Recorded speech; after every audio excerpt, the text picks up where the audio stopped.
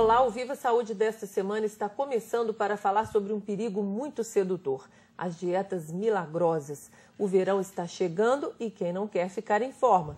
O problema é que muito se fala no perigo das dietas que emagrecem muito rápido e muita gente ainda cai nesta falsa ilusão. Por que elas não funcionam?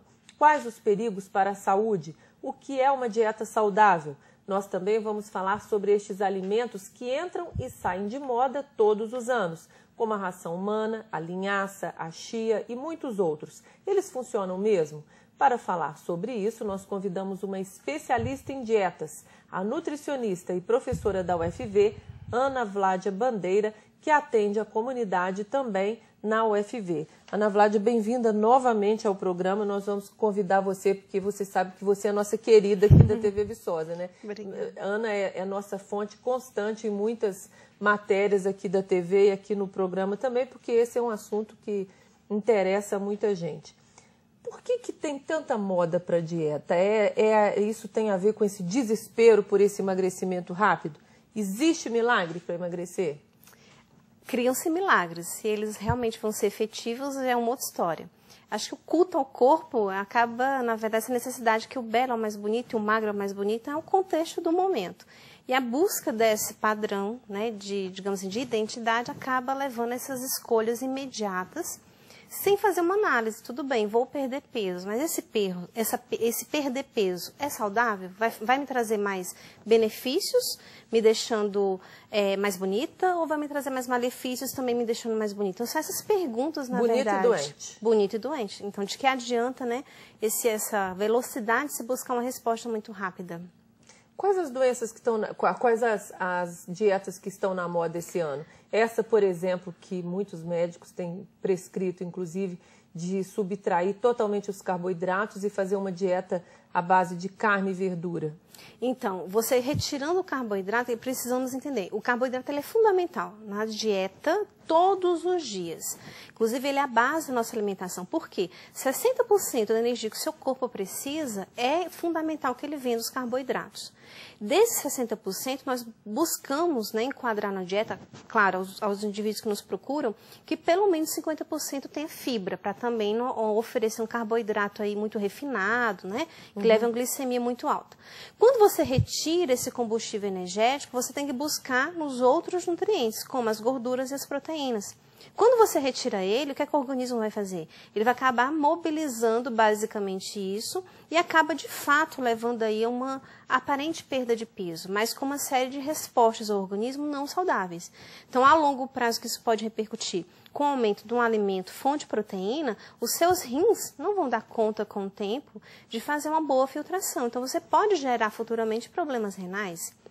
A proteína ela é fundamental para o nosso crescimento, desenvolvimento. As enzimas que trabalham no nosso corpo, os hormônios, são proteínas. Eu preciso me alimentar para bancar o organismo funcionando bem.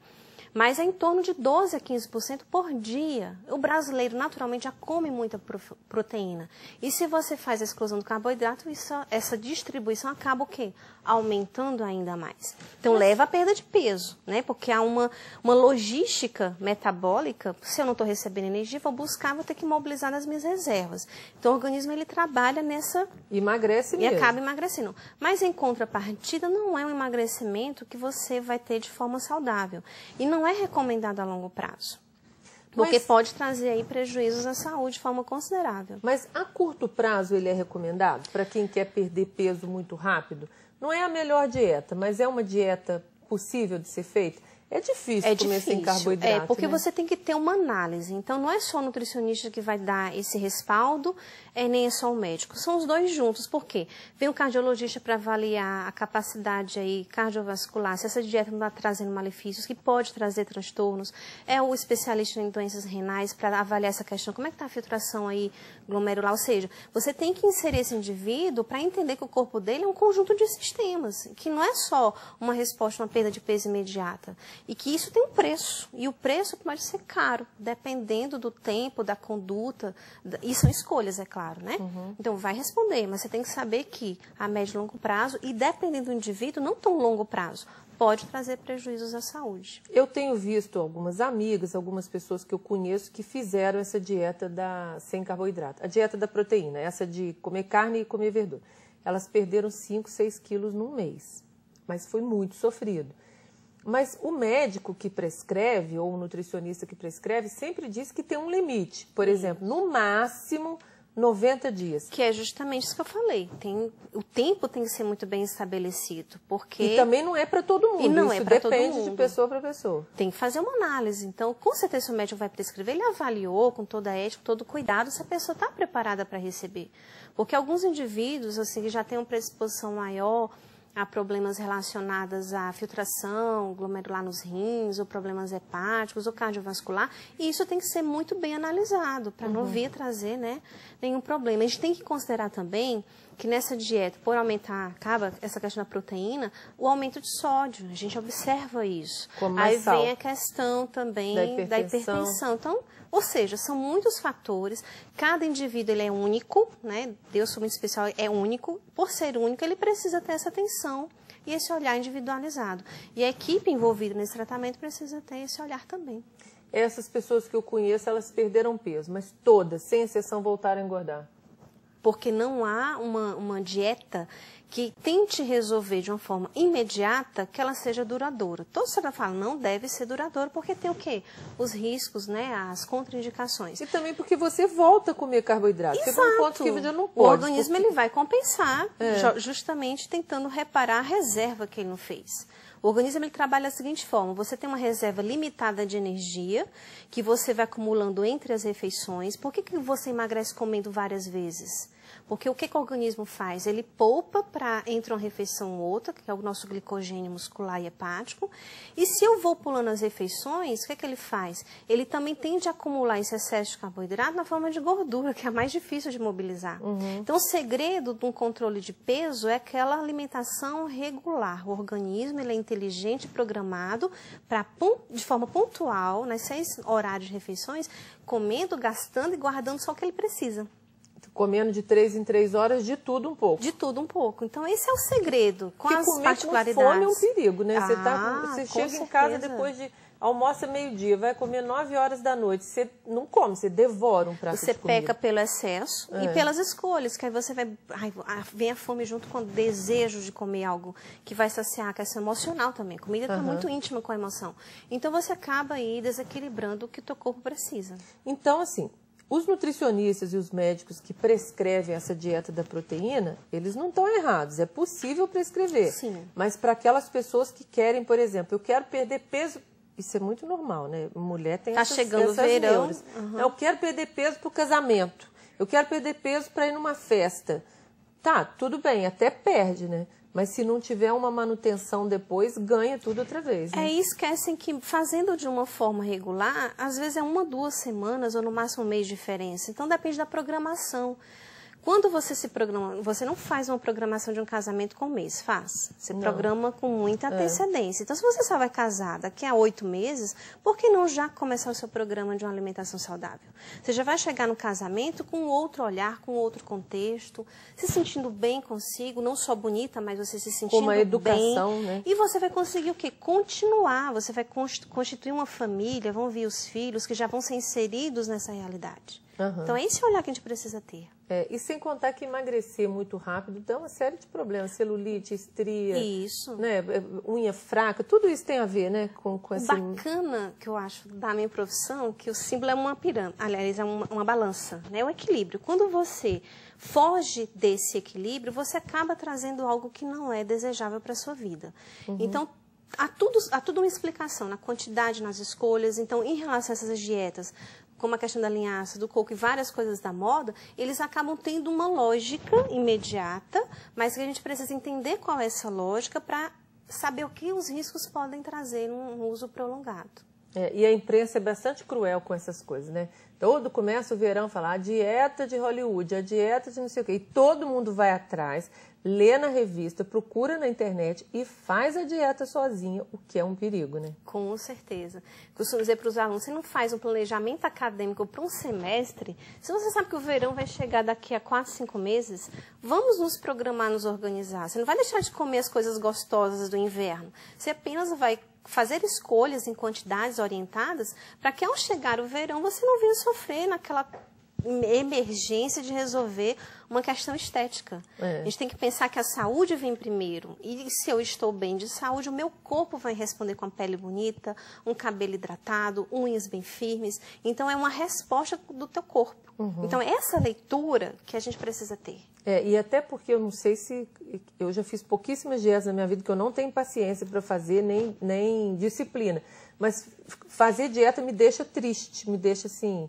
Triste mesmo, eu não tenho muito prazer em viver fazendo dieta. Isso é normal, né? O prazer tem muito a ver com comida, né? A sensação de alegria, de prazer. Isso, a nossa relação emocional com a comida é fechar os olhos e lembrar o sabor da canela com açúcar e maçã que a minha avó fazia. Então, nós temos as nossas lembranças e a nossa memória gustativa, ela é muito forte. Então, quando você fala dieta, geralmente a pessoa pensa assim, vou tirar aquilo que eu gosto. E a gente precisa entender... É uma privação, né? Que a gente pode, sim, construir uma dieta, que é um conjunto de refeições, né, não necessariamente de retirada, pode ser de incremento, pode ser de modificação, então depende do contexto. Então, dieta não deve ser uma sentença de privar algo. Dieta ela tem que ser encarada como um contexto habitual daquilo que eu gosto e daquilo que eu preciso. É como eu falo com minha filhinha, você não gosta de cenoura, mas você precisa da cenoura. Aí ela já fala, depois que engole não tem mais gosto. Ou seja, é ter essa consciência. Gosto de comer isso e preciso disso. Os dois, depois que eu engulo, o gosto acabou. Então, se eu começo a entender esse sentimento, acaba ficando mais tranquilo, mais não diluído. se sofre tanto. Não sofre tanto. Porque fazer dieta faz a gente sofrer. É porque faz errado. É porque não tem essa leitura, não é trabalhado com paciência, não é planejado e programado. Quem procura um nutricionista no início do ano pensando no verão no final do ano? Fala pra mim. Ninguém. Ou quase ninguém, né? Quase ninguém. Ana, a gente vai fazer um pequeno intervalo e no próximo bloco nós vamos falar de outras dietas, como, por exemplo, essa do coco, da gordura do coco, que está muito na moda, e também dessas rações humanas e essas outras que prometem milagres, não só no emagrecimento, mas também na saúde. Será que isso é verdade? O Viva Saúde volta já.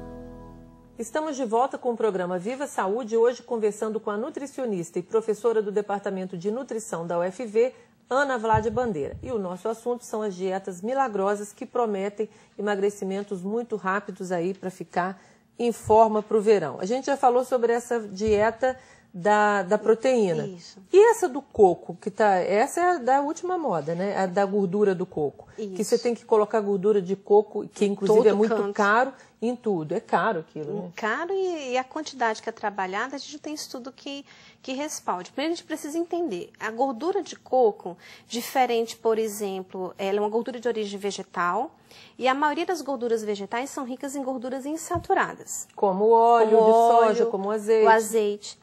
E as gorduras de origem animal geralmente são fontes de gordura saturada, fonte, né, aí que a gente sabe das manteigas, as banhas. Que é mais prejudicial. Nós temos duas exceções nesses dois reinos. O coco é uma exceção do reino vegetal porque ela não tem uma predominância em gordura insaturada, é gordura saturada. E no reino animal temos óleo de peixe, que não é uma gordura, ele é um óleo justamente porque tem mais insaturados. Voltando à questão do coco. Por ter mais gordura saturada, confere essa gordura, em particular, uma estabilidade oxidativa muito boa. Então, por isso, essa relativa utilidade aí nas preparações. Outro detalhe, esta gordura saturada, ela é principalmente cadeia média. Qual a diferença no tamanho com as outras gorduras? Aí já independente se é saturada ou insaturada. A gordura de coco é de pequeno tamanho. Então, o nosso metabolismo, quando você recebe esse tipo de gordura, ele praticamente não precisa de uma digestão, então tem uma absorção muito mais tranquila, só ligada a uma proteína chamada albumina, e vai direto para o fígado. onde, quando chega esse tipo de gordura, ela é mais para um processo de oxidação, de queima. Então, ela aumenta a termogênese. Aí é onde está a explicação da perda de peso. Só que digamos assim, o que nós precisamos entender da gordura de coco? No seu perfil de ácidos graxos, ela tem um percentual maior, mais relevante, que é o seu padrão de identidade, em ácido láurico. E é justamente esse ácido láurico que é o foco dos estudos e das pesquisas. Para um tratamento de cândida, para um tratamento de problemas relacionados à ação microbiológica, esse ácido láurico ele é excelente, ele tem ação antifúngica, antimicrobiana, ele trata dermicamente problemas de pele, de cândida, de aftas, né? O uso tópico ele tem uma ação muito bacana. Uso tópico, para passar. Isso. Para consumo, até como neta de índio, a gente trabalha na culinária em pequeníssimas quantidades. Ele entra quase como no fio de óleo para dar aquele sabor, porque ele tem um sabor muito forte. Como se fosse um azeite. Como se fosse um azeite. Ele tem um sabor muito pronunciado. E a natureza ela é muito inteligente. Então, coisas com muito sabor, eu tenho que ter ressalva nessa quantidade. Esse consumo muito aumentado, associado à termogênese, não estamos levando em consideração, e quando eu falo não estamos, os profissionais que prescrevem, aí a gente engloba todo mundo envolvido, nesse entendimento das outras variáveis ou dos outros efeitos da gordura de coco, que também não está bem estabelecido, como, por exemplo, alterações nas vilosidades intestinais, que vai, obviamente, repercutir aí em problemas de absorção, talvez até associando essa perda de peso, mas não segura. Não está lembrando que esse ácido láurico tem uma ação em nível de sistema nervoso central, até que ponto me é seguro. Então, tem uma série de questionamentos, de perguntas que nós não temos na literatura, não temos pesquisas no momento que possam nos responder essa segurança. Quanto eu posso consumir que me traça benefícios no sentido de perder peso, mas que não possa trazer aí malefícios, né, a médio ou longo prazo. A gente não tem essas respostas. Essa dieta tem sido prescrita como? É comer tudo normal e botar E acrescenta-se aí, eu tenho visto, de 1 até 5 colheres de prescrições. Não tem nenhuma prescrição normatizada. Quando a gente fala em prescrição, nasce de uma norma, de um estudo, de uma diretriz. Nós não temos uma diretriz de recomendação para gordura de coco. Então, é baseado muito na experiência de A, B ou C. Mas a gente não pode esquecer que são indivíduos, cada um tem uma realidade, que essa quantidade tem que ser dosada. Então, ela não é recomendada. Isso ainda não se sabe se isso faz bem ou mal. Se a gente for pensar que 30% de gordura a gente precisa na nossa dieta, que deve vir de todos os tipos, ele poderia até entrar aí nesse contexto. E se a gente for calcular a princípio, que é o que a gente faz, né, numa experiência mais ambulatória, a quantidade é pequena e que vai, no contexto, responder de forma satisfatória e segura. Tudo que é muito faz mal, né? Com certeza. Não adianta falar que tem uma coisa milagrosa assim, porque não existe. E a ração humana? A ração humana agora saiu de moda, né? Uns 2 anos atrás, todo mundo comia ração mesmo. E colocava no feijão, colocava no iogurte. Saiu de moda porque não funciona. Sabe essas perguntas, essas preocupações que eu falei da gordura de coco? Então, na verdade, algumas das perguntas foram feitas muito próximas à ração humana, ou seja, não é só benefícios, ela tem outro lado. Você já viu alguma planta se defendendo, falando, não me coma, né? Porque é uma forma de vida também. Então, significa que o reino vegetal, ela produz substâncias da sua defesa no próprio reino, que são os fatores antinutricionais. Então, o mix da ração humana apresenta, dentre eles, alguns ingredientes que o processamento dela não é suficiente para inativar esses fatores antinutricionais. Alguns inibidores de protease, que prejudicam a digestão de proteínas, algumas lectinas. Não é uma quantidade que vai consumir que vai te fazer mal, mas pode ir lá no intestino, mais uma vez falando de intestino, pode alterar essas vilosidades aí e que, como benefício, você vai sentir bem que você vai perder peso. Tem a fibra que a gente não pode descartar, que é uma quantidade muito importante, mas a proteína ainda tem muitas coisas aí que estão se descobrindo que precisa de um cuidado melhor, de uma atenção melhor para se prescrever com mais atenção. Chegou um ponto que tinha pessoas prescrevendo a substituição de uma refeição por ração humana, né? Usando o argumento da saciedade, porque a fibra, né, ela dá essa característica, ela incha, né? Ela dá essa particularidade, então você acaba, por tabela, não tendo a necessidade de comer mais. Então, ela ajuda numa questão bem mecânica, assim, comi, estou saciada, não vou comer mais. E essas hipóteses relacionadas aos fatores antinutricionais tem alguns estudiosos aí evidenciando, né, esse seu papel. Então, também, assim como a dieta da gordura de coco, a ração humana também não é segura em grandes quantidades. Em grandes quantidades. Porque em pequenas quantidades ela ajuda, por exemplo, no funcionamento do intestino e nessa sensação de saciedade. Isso, inclusive, as pessoas não sabem que quando você pega um alimento fonte de fibra, por exemplo, a ração humana, você pode adequar na dieta. Se a pessoa precisa lá de 10 a 20 gramas, você vai ajustar o cardápio e pode ser um dos ingredientes a ração humana. E se eu sei que ainda há dúvidas na questão digamos assim, do fator antinutricional, uma das formas que não vai dar dúvida, você leva um processamento térmico. Porque a fibra, ela é mantida, ela não é perdida nesse processamento. Como assim? Você cozinha ela no feijão, por exemplo? Coloca no feijão, você pode fazer um pão, você pode fazer um biscoito, você inclusive aumenta o aproveitamento dessa fibra, o que é bacana. E tira a dúvida de lado, ou seja, aquilo que provavelmente poderia me trazer um efeito negativo, o calor, né, dessa É melhor, então, comer ela cozida, de alguma maneira. É o raciocínio da linhaça, por exemplo, que também teve uma época, ainda está na moda, talvez não com tanto linhaça estava também na moda. Todo mundo estava igual passarinho, né? Comia linhaça o dia inteiro. Ainda tem muita gente. Tem. Inclusive, já temos aí alguns relatos na literatura dos problemas relacionados a esse consumo contínuo em quantidades não muito recomendadas. Linhaça, ela é uma matriz muito complexa alimentar, ela é fonte de fibra, ela é fonte de ômega 3, ela é fonte de lignanas, de antioxidantes, de proteína, e dessas proteínas tem antinutricionais. Então, quando você põe ela em um contexto, em uma dieta para um indivíduo, então você tem que pensar, eu estou colocando essa linhaça por quê? Qual a finalidade dela? Porque o alimento ele tem uma identidade, ele tem uma razão de ser. Estou colocando porque eu quero adequar a fibra desse paciente. Não, eu vou entrar porque está faltando ômega 3, vai ser a lignana. Então, eu tenho que entendê-la para poder ajustar na dieta. Aí você consegue mensurar essa quantidade. Que mesmo sem ter uma habilidade de um nutricionista. Não é para qualquer pessoa sair comendo aí uma colher de linhaça todo dia, achando que está fazendo um grande bem para si mesmo. Não está, né? Isso, no até porque a linhaça não deve ser comida crua, né? Não, o mais recomendado, inclusive até você tocar nesse assunto, ela não é programada para uma alimentação humana. Ela veio justamente para descobrir esses componentes bacanas que ela tem. Eu falo que é comida de passarinho, parece alpiste. E para passarinho, você sabia que se você aumenta muito ela na dieta, perde-se penas, os ovos ficam meio alterados, dependendo da coisa, as galinhas chegam até a morrer, justamente sinalizando essa questão do antinutricional. A gente não vai comparar, claro, o trato digestório da galinha com o de um ser humano, são universos diferentes. Nosso organismo, ele seleciona, ele nos protege mais. Mas é só para sinalizar que essa verdade que eu falei, ou seja, ela é bacana, mas todo alimento tem o seu efeito aí de defesa, a gente precisa ter cautela. E ela deve ser comida em farinha. De preferência a gente orienta no ambulatório, porque a gente trabalha ela muito como fonte de fibra, né? E até para disponibilizar um pouco do seu ômega 3, que dependendo do preparo, você tem uma boa estabilidade. Então, você usar em preparações em cocção úmida. Então, você coloca no feijão, na sopa, você vai fazer um bolo, um biscoito que você vai hidratar, depois vai assar. A farinha? A farinha ou grão também. A gente tem duas formas que a gente orienta no ambulatório. A gente faz um gel do grão, que aí esse gel você pode colocar no suco, na vitamina, que aí você está extraindo bastante a fibra dissolúvel dela, que ajuda no controle do colesterol, por exemplo.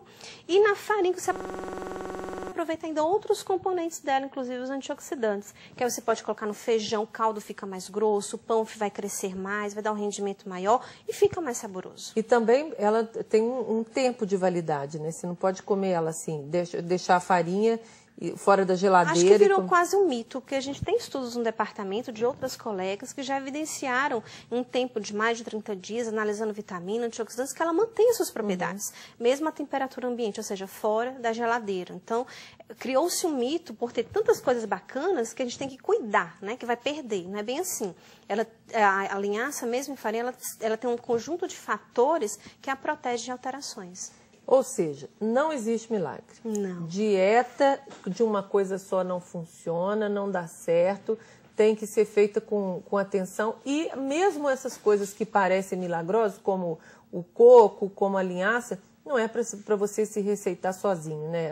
O papel do nutricionista é fundamental, porque, como diz a professora Ana, cada pessoa é uma pessoa, cada caso é um caso, cada saúde é uma saúde. Você precisa ter exames que mostrem, por exemplo, que você tem colesterol mais alto ou mais baixo e compensações. isso não é para se fazer sozinho. Com certeza. Eu costumo dizer, lembrar, sempre eu falo, vale para os meus alunos, os meus bolsistas de extensão e pesquisa, e vale para as pessoas que a gente ajuda, né, nesse contexto de prestar serviço.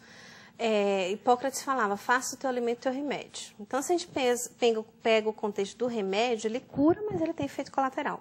Então, na quantidade certa, acho que é o grande segredo. E essa quantidade certa, ela é um conjunto, é uma construção coletiva do profissional que está calculando, do paciente que está recebendo a informação, do médico que está auxiliando no diagnóstico. Então, é um conjunto de fatores que te permite isso. Uhum. E o entendimento que nós somos o espelho do que a gente come. 70% da nossa membrana interna e externa, do que reveste nossa pele, é de gorduras. Mas outros componentes, as proteínas, ou seja, você modula a sua vida, os seus hormônios, a sua pele. Acho que pele é mais fácil para as pessoas entenderem. Uhum. Uma pele bonita, uma pele de pessoas que comem direitinho, que o intestino funciona direitinho. E isso a pessoa precisa entender, porque o corpo vai responder. Então, se você quer beleza, se a busca da dieta é beleza, ela tem que nascer de uma programação, de escolhas. E sabendo que a escolha que eu faço hoje, ela vai me responder amanhã. Então, eu tenho que racionalizar muito isso, procurar profissionais de saúde capacitados, né? Temos aí equipes de saúde, que às vezes não tem nutricionista, mas tem equipes de família da saúde que trabalham muito bem essa conduta de uma escolha saudável, da comida com moderação, dessa comida com medida certa, né? Para cada um tem a sua. Então, é ter esse olhar, né? É ter paciência. E Viçosa, a gente tem essa vantagem, né? De estar aqui perto de uma universidade que alimenta isso. Tem um departamento de nutrição, que faz pesquisa, que é um departamento super conceituado no país inteiro, né? As pessoas que se formam aqui têm essa habilidade de levar coisas novas com estudo, com segurança, com garantia. E nesse sentido, a gente é bem privilegiado em Viçosa, né? Nós temos aí um contexto, eu costumo dizer... Mesmo no projeto do ambulatório, muitas das dúvidas que a gente leva para a pesquisa nasce do olhar dos alunos que são voluntários de um projeto de extensão. Fala, poxa, professor, um paciente fez uma pergunta e tal, a gente poderia investigar. Ou mesmo os bolsistas de ensino que levam, poxa, professor, isso poderia ser um tema de aula, em vez de fazer uma aula prática em relação àquele, a gente podia modificar. Então, é um conjunto de fatores e a UFV, ela permite isso, essa boa habilidade, né? Que a cidade, que nós que somos da comunidade, a gente se beneficia disso, com certeza. Ana, muitíssimo obrigada mais uma vez pela sua presença aqui. Ana Vládia vai voltar para falar sobre muitos outros assuntos que a gente tem muito interesse em saber. O programa de hoje está chegando ao final. Mais uma vez, muito obrigada, professora Ana. E como a gente sempre diz, se você quiser rever todos os programas que nós já exibimos até agora, vá ao YouTube e procure por TV Vicosa Viva Saúde. Repetindo, TV Vicosa Viva Saúde no YouTube. Aí você pode assistir, comentar, e a gente está sempre olhando lá quais os comentários e também esperando as suas sugestões de temas para os nossos próximos programas. Aí você tem que usar o e-mail. Nosso e-mail é vivasaude@ufv.br. Uma semana para você com muita saúde, paz e uma alimentação saudável. E na dúvida, sempre procure um nutricionista. Um grande abraço e até o próximo programa.